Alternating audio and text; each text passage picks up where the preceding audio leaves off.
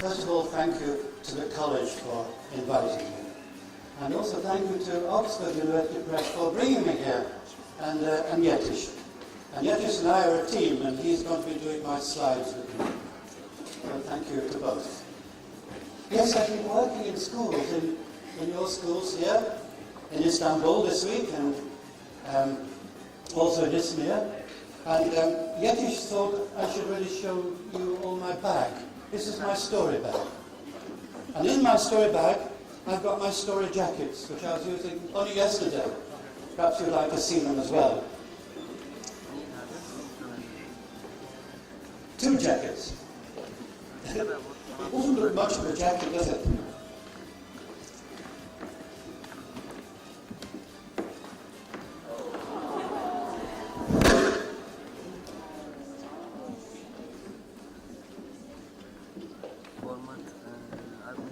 Beautiful jacket. Made in Manchester. So I asked lots of artists there. When I was in Manchester for many years, I was actually principal lecturer in art and design, not language teaching at all. And I asked lots of artists to help me to make this story jacket. But one of them said, can I make your jacket all by myself?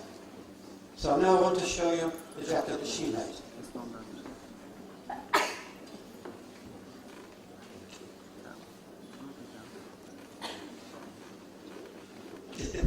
Doesn't look much either.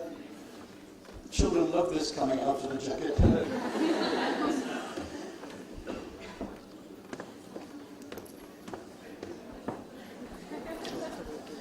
Here we are.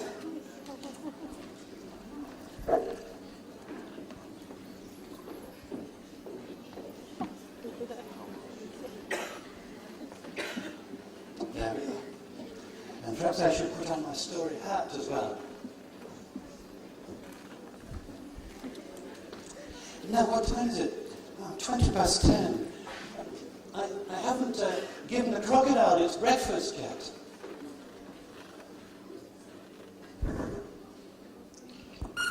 Sorry. Goodbye.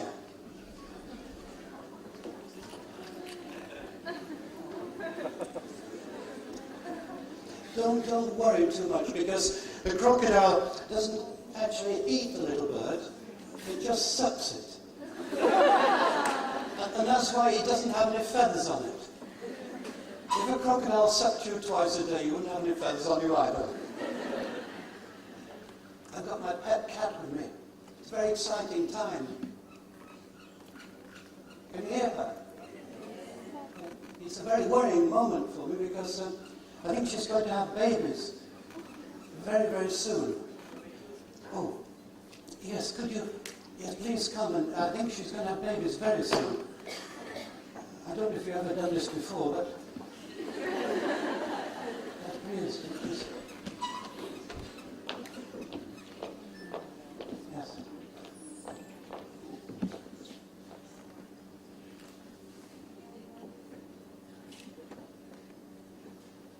Yes? Oh, has she got any babies? Oh, congratulations. Have you ever done that before? Yes. I know they're not very beautiful, but you weren't very beautiful when you were born either. Have you got everything? 1, 2, 3, 4 on your tail. Well done. I showed these 2 little cats to some children in Hungary, where I live now. And they were 10 years old, and they'd only been learning English for, I think the teacher said, 6 months. And yet they managed to make a story about these 2 little cats. I'd like to tell you the story now. You'll recognize it's very much from first year English. Here's their story. There were 2 little cats. The 2 little cats are in a forest. It's a big forest. And they are in the middle of the big forest. It's the middle of the night. 12 o'clock. The 2 little cats are frightened. There are 12 big wolves. Several hundred big wolves. But they don't sound very frightening. There are 12 big wolves. The 12 big wolves are coming. Abi şu an ben Two little cats are going. yakın takipte bir üniversitede konuşuyorum. The two little cats are walking. Ne var sonra konuşalım. The 12 big wolves are walking. The two little cats are running. Eren. The 12 big wolves are running. The two little cats Tamam öyle yapalım. are swimming. The 12 big wolves are swimming. The two little cats are flying. The 12 big wolves can't fly, that's the end of the story.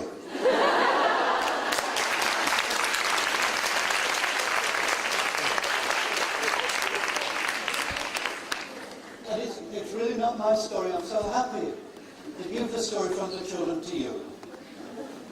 Isn't it marvellous what children can do with almost no English? And we mustn't forget that in this world of IT.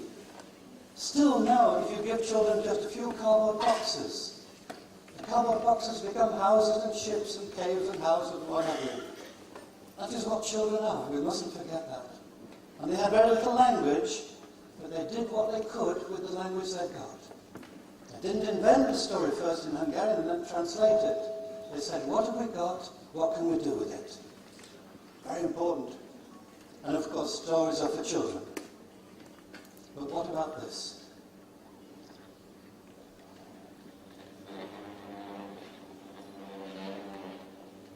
Stories for children only? What an incredible thing to say. Stories we bring you today and the world you will live in tomorrow. And they really, really mean it. And how do they begin the news on CNN and BBC? Usually with some reference to stories like the top stories today are. And then you might say, oh, come on, Andrew, they don't mean stories. You mean stories is just a homonym. It's one word that means completely different things, like bark on a tree, and I think it's because I'm next to the loudspeaker. You're very nice. You know a homonym, bark on a tree and bark from a dog? You mean, when they say stories, they don't mean stories. Well, what do they mean? They mean stories. There are 1,000 million, billion different bits of information they could give you on the news. They select according to what you might find interesting. And then they might find a protagonist that can represent all the tragedy from the tsunami, the earthquake, and whatever. They tell you a story. We all need stories.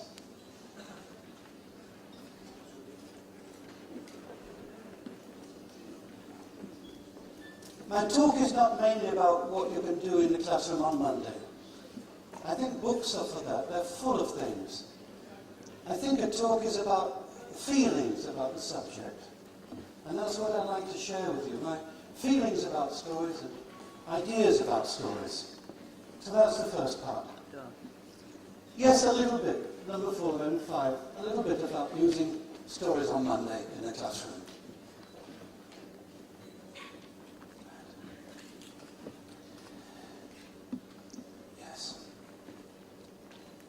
Maybe I should tell you one more story. Beatrice is telling me I should tell one more story. The little white cat. Yes. All right. He wants his story. Once upon a time. And this story was told to me by a great storyteller in Britain called Duncan Williamson. He's now passed away. People believe that he knew 2,000 or 3,000 stories in his head.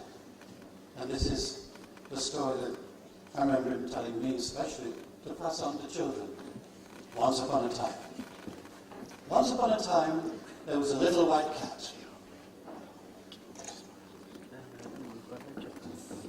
And the little white cat, she thought she was black. She thought she was black because, well, her mum and dad were black. And so she thought she was black. But she wasn't, she was white.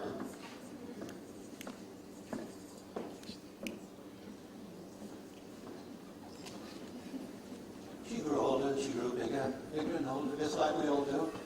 Until one day she thought, I must leave home. I must leave home and get a job. Now what do I want to do? Do I want to be a teacher? No, that's hard work. Maybe I should be, what do you think? Yesterday I was asking the children, what do you think? A shark? I can't be a shark when I grow up. So,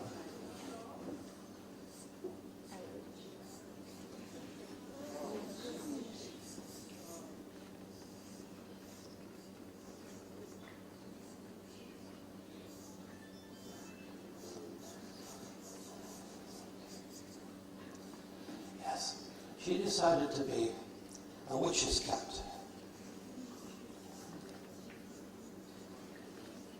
Well, I have to put a witch behind the cat. She decided to be a witch's cat. And so she walked and she walked and she walked looking for a witch. And at last she found one. Hello? Hello? Have you got a cat? No, I haven't got a cat. Well, I'm your cat. No, you're not. You're a white cat. We just have black cats. Go away. Oh, the poor little thing. But she's lived in Scotland, you see, so it was all right because there are a lot of witches in Scotland. And so she walked and she walked and she walked until she found another witch.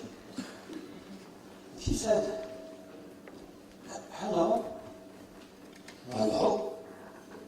Have you got a cat? No, I haven't got a cat. Well, I am your cat. No, you're not. You're a white cat. What you have black cats? Go away. The poor little thing. She hadn't got a job. She hadn't got any money. She hadn't got any food. She was very hungry. And she was very weak. And so she walked and she walked and she walked and she walked. She walked until she came to a cottage.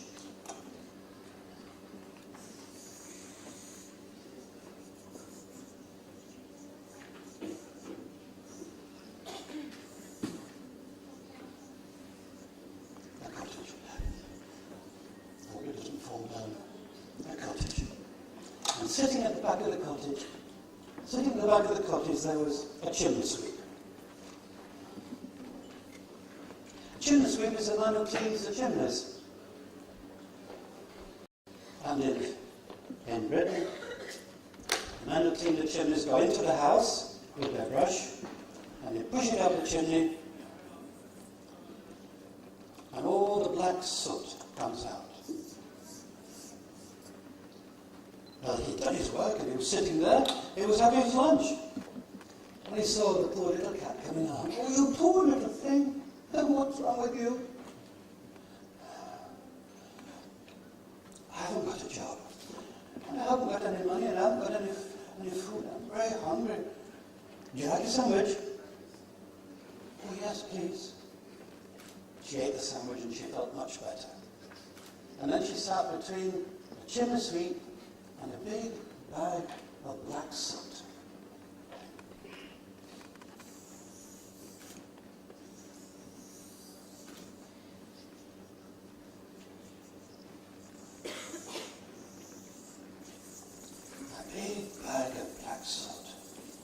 And it was very black. And she looked at her little white paw, and she looked at that black soot, and she put her paw into the soot.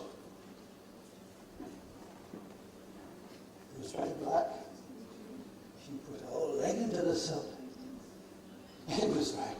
She jumped into the soot, and she somersaulted, and she twisted and she turned, and when she got out of the soot, oh, you wonderful, you little black cat now, let me look inside your ears, up your nose, black all over.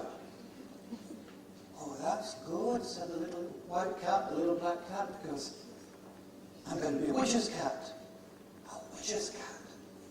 You're very lucky, because this is a witch's cottage. All you have to do is to go round to the other side, and you'll find her sitting in the doorway on a rocking chair in the sunshine.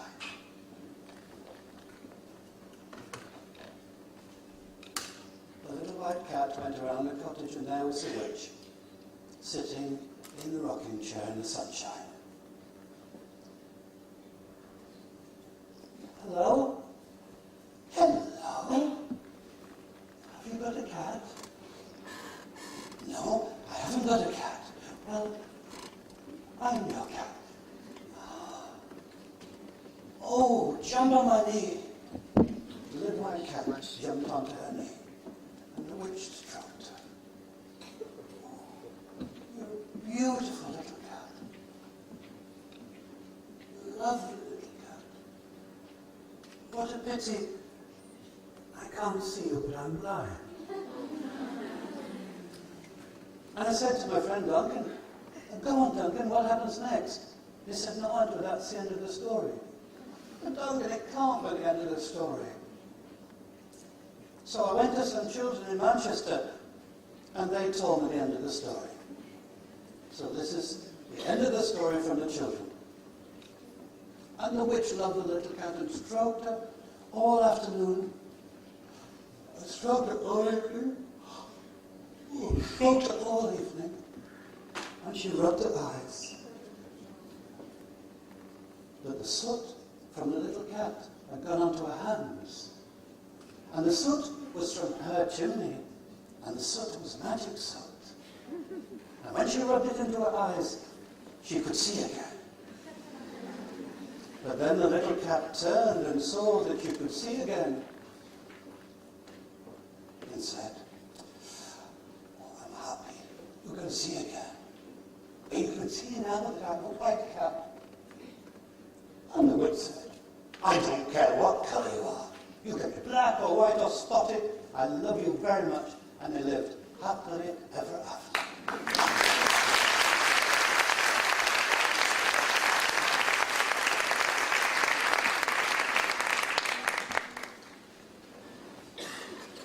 Thank you very much. Oh, that's me. Extraordinary. I've never seen the back of my head before. I've lived all these years and never seen the back of my head.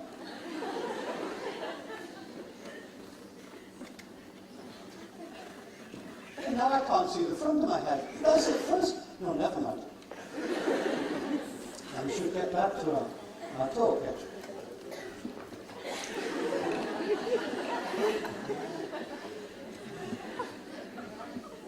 It's flying. Isn't that wonderful with American flag? He's doing the same thing. It's waving his right arm as well. Trousers. Like.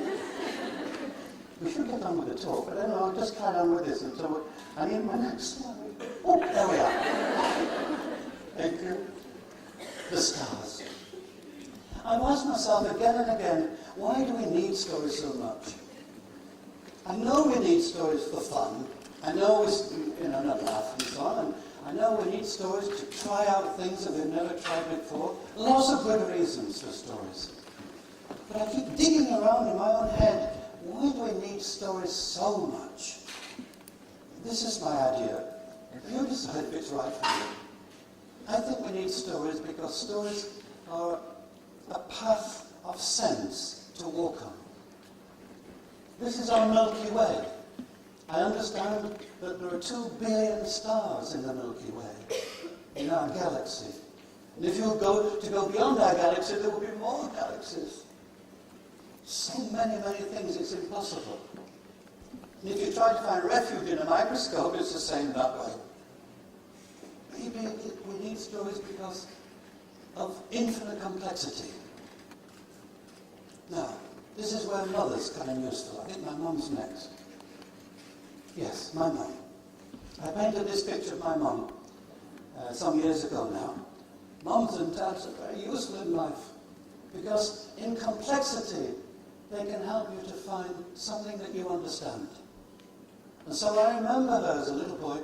I remember her showing me the stars and showing me what we in Britain call the plough. Here it is.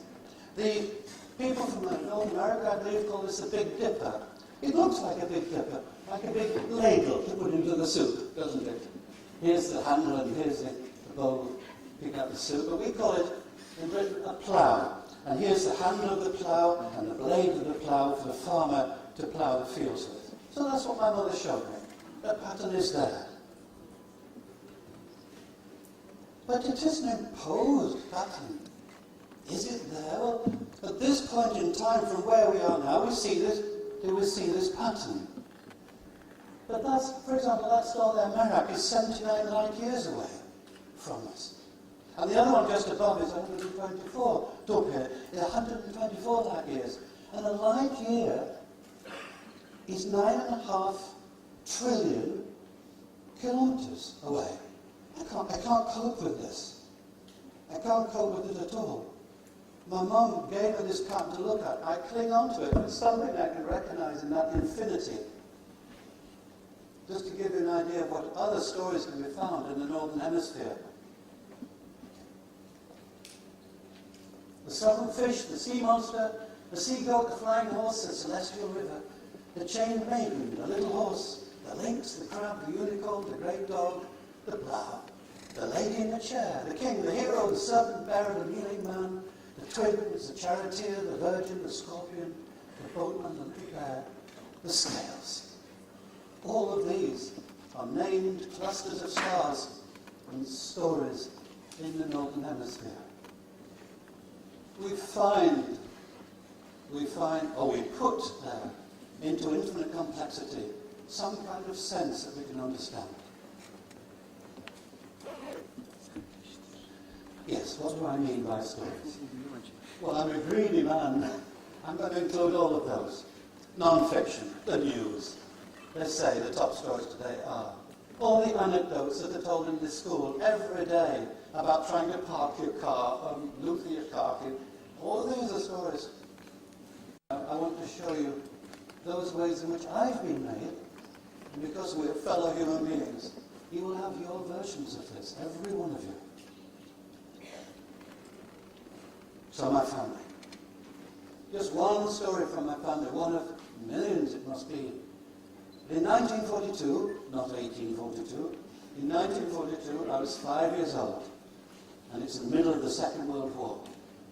Something like that. I think in 1941, 42, all the planes, German planes were dropping bombs on us. The house next door to us disappeared. My father was away for 6 years. Imagine that from my mother's point of view, trying to bring up 2 children.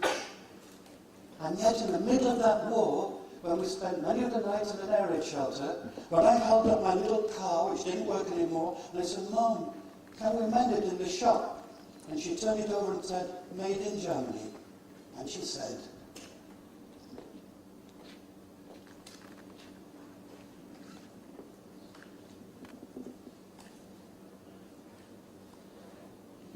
in every story, there are values, perceptions, and behaviors.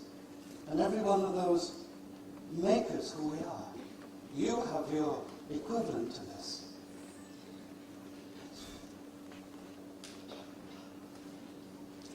Well, I was brought up on the idea of the Good Samaritan, helping somebody from another tribe, an enemy tribe.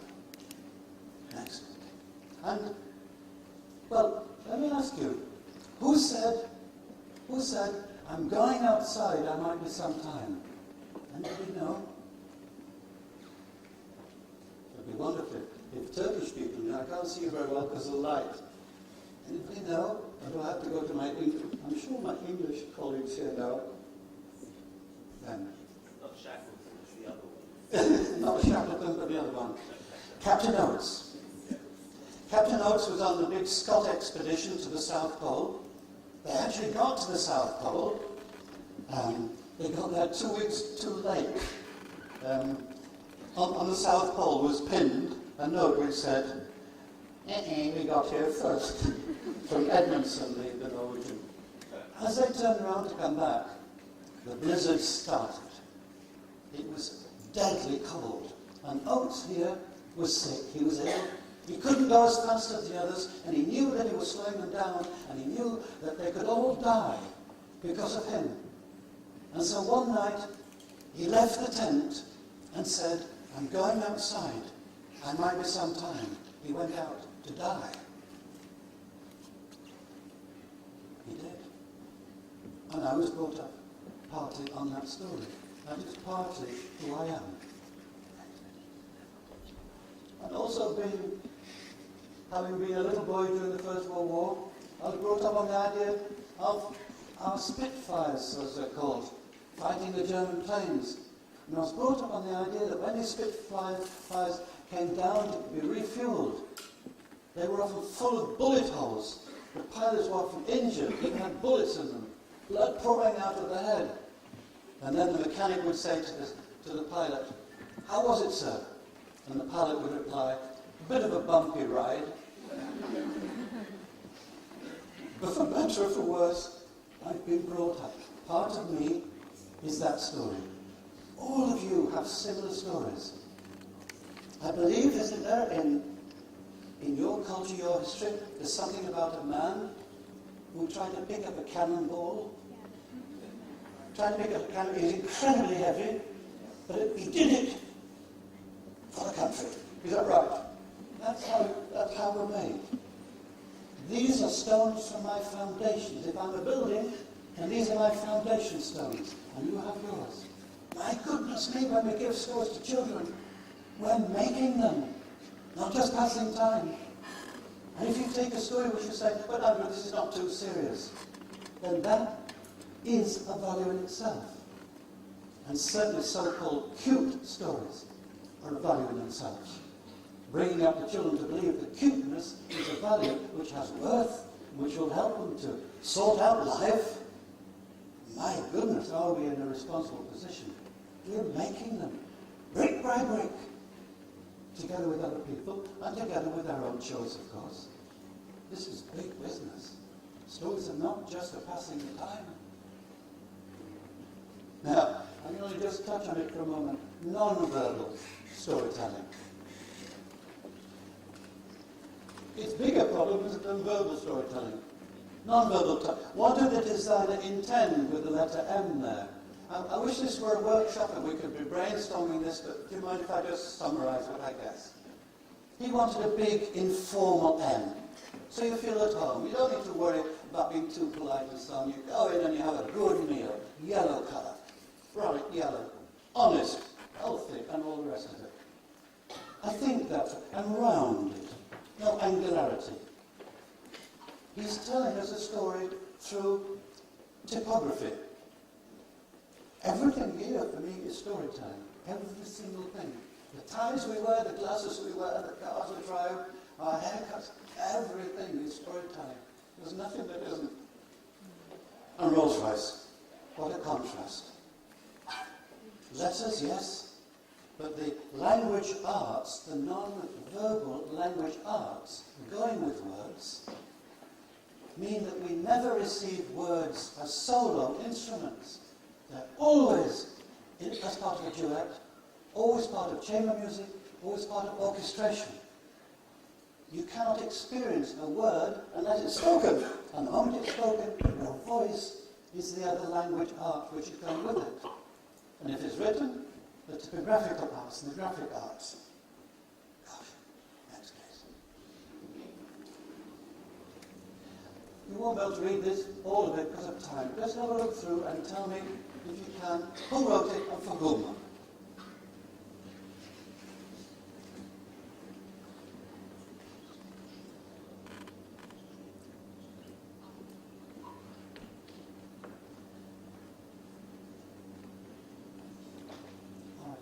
Because of our time, I must stop it. Does anybody know who wrote this story and who was it intended for? It was about a month ago when this story came out. All right.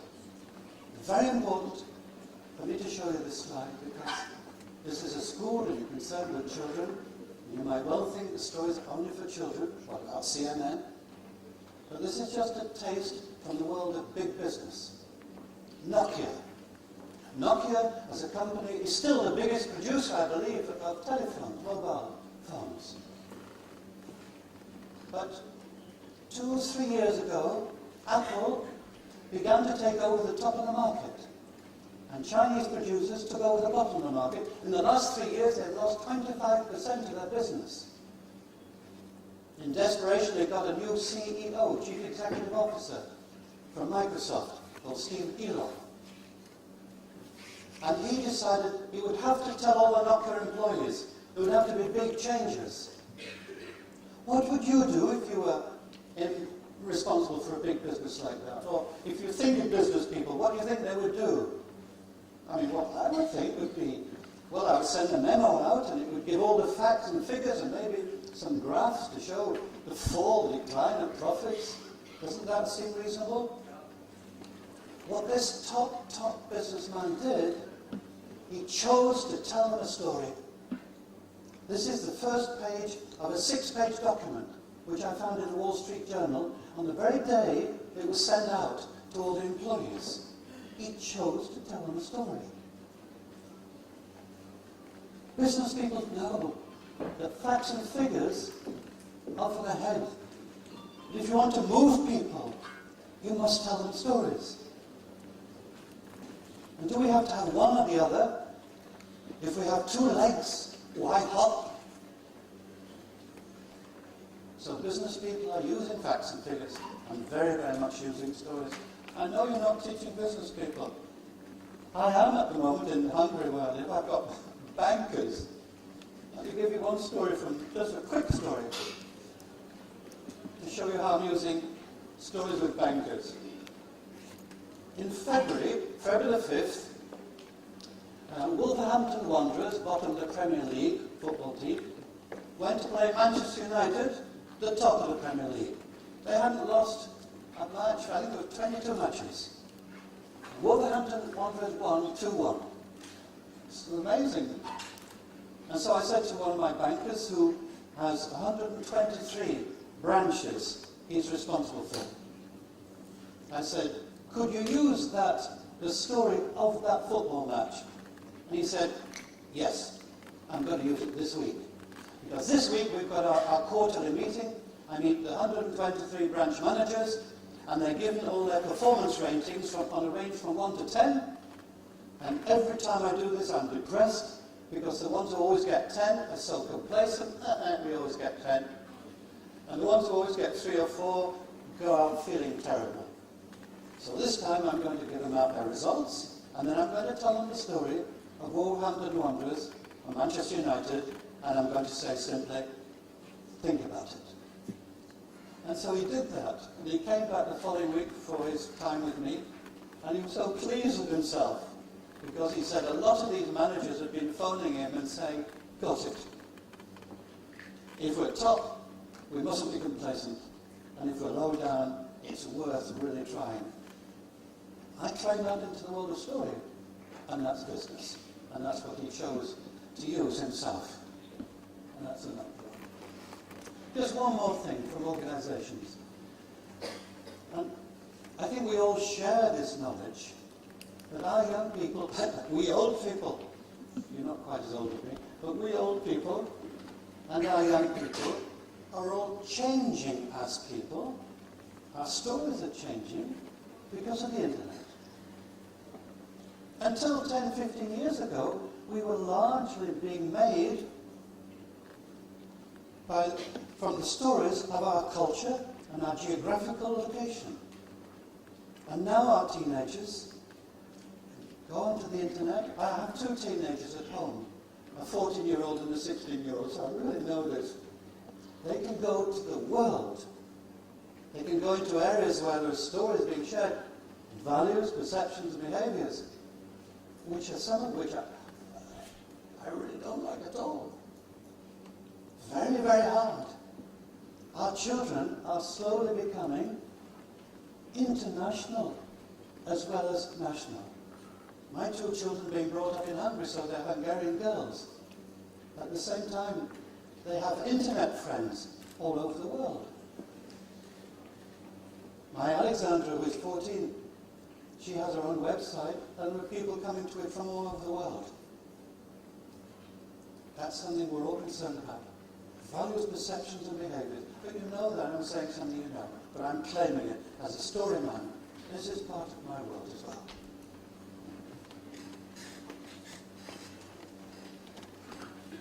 By the way, I didn't check how long. How long have I got? Another 10 minutes. Excuse me, everybody. All right, language teaching. If stories are so central, if we need them so much, there can be nothing more motivating than stories. So that must be powerful already. And yes, we can have stories being told non-verbally, the Sistine Chapel ceiling, but still, stories are very, very often made of words. So we have something which is absolutely motivational and is only accessed through words. Plus these other things. All the skills are related to stories. Springboard. You don't have to do anything with the story, but you can respond to it, say whether you like it or not, or if it reminds you of another story, or even begin to play with the story. You might say, well, I love that story, but I'm not going to tell it unless I can change it, and so on and so forth. So springboard to other activities. So I'm putting forward the point of view here that arguably stories could be a central path for language teaching and learning. A central path, rather than just a little luxury. I believe this college is the first college I've ever come across to organise a wonderful day like this. Incredible success. What a commitment. So I don't need to tell this college that story could be a central path within not just language learning, but within the whole curriculum. You're showing that. What a commitment. And I've never seen a college go to these wonderful international talents and bring people like this in to really bring that home. I'm looking forward to this afternoon. Yes, Stephen Krashen. Stephen Krashen, you may know, is a linguist, a researcher, and most of his work in his life has been on the power of what he calls sustained silent reading. This is when the children at school are reading by choice. The teachers are not choosing the books for them. The teachers are not giving them comprehension questions. The children are just spending time reading. And when this is done on a serious scale, his research shows that those children are better in grammar, better in spelling, better in syntax, the whole lot. Take it or leave it. Look it up on his website. I'm not a linguist.